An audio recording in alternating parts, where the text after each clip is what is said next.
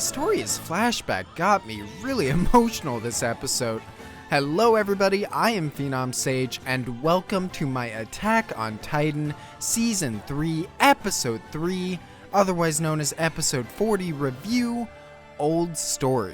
And as the title and intro suggests, this episode we learned a lot about some of our characters' past. In this case, Historia and Erwin. And out of those two, I definitely enjoyed Historia's flashback more. It was just really emotional, and it humanized her more than we have in the past. I've heard some complaints saying that Historia has been a bit too nice girl, a bit bland, and while this backstory doesn't really change that kind of perspective, it does give her a bit more humanity and lets us see where she's been coming from this entire time. She's basically lived in solitude her entire life. Her mother never cared about her. She only met her father later on in her life. And it's when you think about that you truly realize why she formed such a connection with Ymir, because Ymir was one of the few people who actually showed that she cared about her. And it adds even more meaning to their relationship than they did in Season 2 with their entire Ymir backstory and seeing the two interact, which I loved because that was one of my favorite parts about Season 2. After Historia's backstory is over though, I was left with some questions that I assume will be answered by the end of this season because of the Historia focus that we're seeing in the ED and from what I've been told on how we'll be focusing on her a lot throughout this arc. For one, and probably the most obvious question, is why is Historia's mother so resentful of her daughter's existence? We're supposed to be irritated that Historia is being treated this way, but why? Why does her mother hate her so much? And I think this ties in directly with her mother's connection to Rod Race. And that leads into another question I had after finishing, and that's why did Rod let her mother die, but allowed Historia to live on, or at least asked Kenny not to kill her? And I think this all ties into who her mother actually is. When Historia's mother pleads them not to kill her, she refers to Rod as master, not as her husband, not as somebody close to her. She refers to him as master. And this does kind of hint at what kind of person Rod Race really is. The fact that she referred to him as master could mean a number of things. Maybe she was a slave, maybe she was his maid, maybe this is just another woman that he messes around with and didn't even intend to give birth to a child. So it really says something about his personality due to his disposition towards this woman and turning away at her death, possibly not even meaning to give birth to a child and messing around with other women to begin with. Of course, that's all speculation on my part, but I feel like the series is building to that kind of revelation with his character. As for the other question on why would he let her die but Historia live, again, I could not answer that.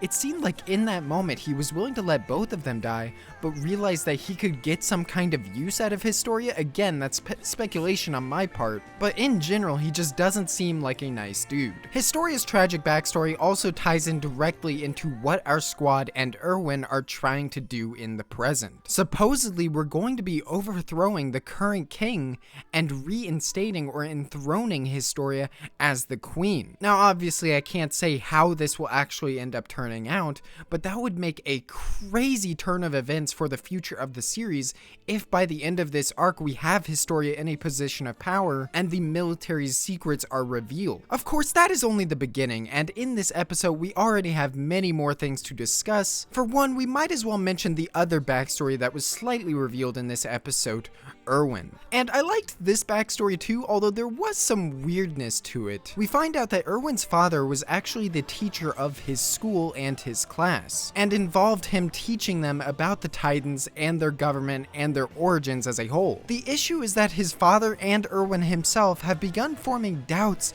about what the schools are teaching these children, and in his own spare time in his house, his father reveals to Erwin about his own theories regarding the walls and their country. The issue with this is that after learning, Erwin goes to school and tells all of his classmates about what his father is saying, and that just doesn't make any sense to me. You would think that when his father told him these things, he would also add an addition to that and say, please do not go telling other people about what I'm talking to you now. There's a reason that I did not mention this in class. Eventually, the military police question Erwin and find out that his father was telling him these conspiracy theories, and they end up killing him. And I like how this forms Erwin's determination and his resolve to figure out these mysteries, and he's inherited his father's own theories and his own determination. But that part in particular just felt a little bit unbelievable, that Erwin is smarter than that. He wouldn't go around telling people these things, and even if he wasn't smarter than that, it's something that his father would have told him not to do. Regardless though, I found both of these flashbacks in this episode very interesting and entertaining, and one nice little connection that I noticed was that all of the stories that Sanas was telling us last episode about how they had to kill a teacher who was discovering too much, and how they killed some woman on a farm, I like how those directly tied into our own characters' backstories. With these backstories though, and with the remainder of this episode, we also get revealed a ton of new information. Big reveals that shape the entire world of this series. For one, I want to start with Erwin's father's theory that we hear, and the theory that Erwin himself has inherited. They both believe this theory that mankind had their memories altered when beginning their lives inside the wall. And this makes sense from a civilization perspective, as they need these people in peace so that they can successfully establish their lives within the wall. But it also raises the question on if these people had their minds altered, what other secrets could be hiding from before we built these walls? The people in charge of these mind wipings probably had their own agenda in doing so beyond successfully starting a civilization, and I'm guessing it has to do with the secret of the Titans, who they are, what they are, and how they came to be. The other crazy reveal this episode, the one that I'm still struggling to understand myself, is the secret behind the Titan shifters and the Titans themselves. Why some are mindless, why some can transform, etc., etc. We're told two key pieces of information this episode. One, that mindless Titans who end up consuming a human remain mindless and can never change back to human. But if a Titan were to consume a Titan shifter, or a Titan with sentience and intelligence, that Titan would gain the sentience themselves, along with whatever abilities the intelligent one had. Just from these two pieces of information,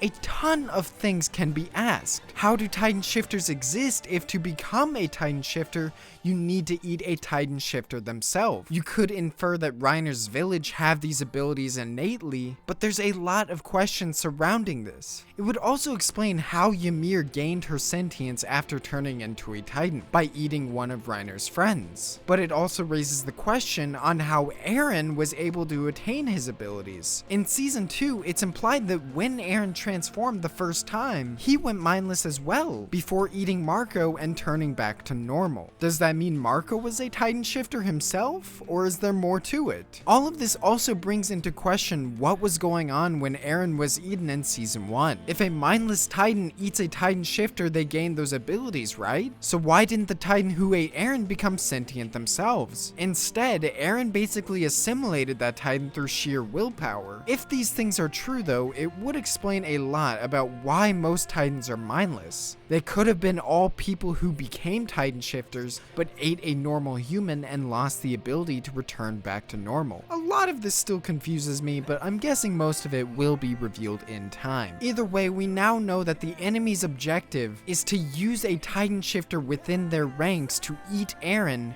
and gain his ability as the coordinate, the ability to control other Titans. So I like this reveal, I'm just really confused about what it means for a lot of our characters and their abilities. Another mystery that I want solved by the end of this arc is, what is Kenny's deal? What is his history with the military police? Why is he going after the Reyes family? What is his purpose right now? We see him in the Historia flashback, so he has connections all the way back then. I'm sure that a Levi and Kenny backstory is coming, so I cannot wait to see what his deal is. And one final note that I have to make before we end this off: Flegel is a coward. I can't believe that he didn't stand up for the scouts when they were accusing Erwin and the scouts for committing murder against his father. I mean, I'm sure that if he spoke up, he probably would have gotten into trouble too, potentially even killed, but it still sucks that he didn't even think about it. He kind of just ran away.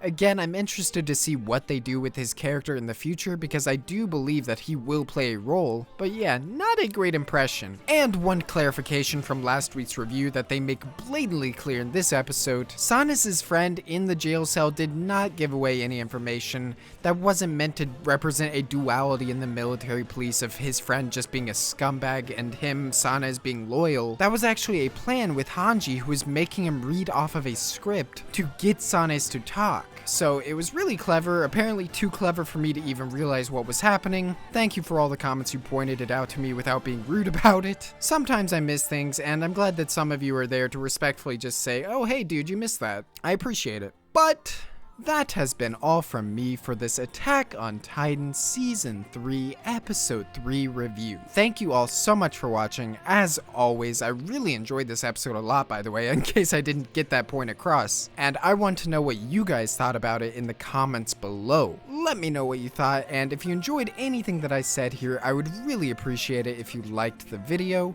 Make sure to subscribe if you want to see any of my future Attack on Titan or other anime coverage in the future. And if you want another place to talk to me, ask me questions, whatever, make sure to follow me on Twitter and join my Discord server. I'm always hanging out on both and talking to anybody who talks to me. So if you're interested in that, links will be in the description. And of course, as usual, have a great day.